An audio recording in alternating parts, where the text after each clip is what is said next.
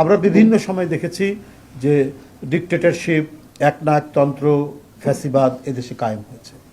কেউ গলা টিপে ধরেছেন গণতন্ত্রে, কথা বলতে দেননি, কথা বলতে দিলেই মানে নির্যাতনের খড়গ, ধারালো তরবারি তার মাথার উপর চেপে বসেছে।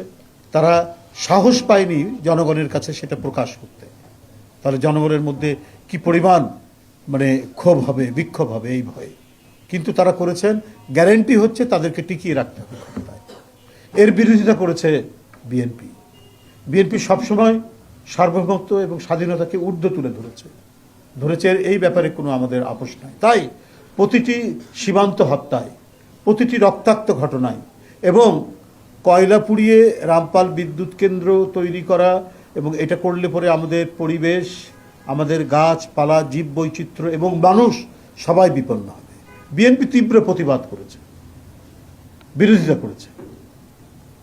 শেখ হাসিনা শুধুমাত্র টিকে থাকার জন্য একটি প্রাইভেট কোম্পানির সাথে চুক্তি করে রামপাল বিদ্যুৎ 8 তারিখের সমাবেশের জনসভার কর্মসূচি আমরা বাতিল করেছি।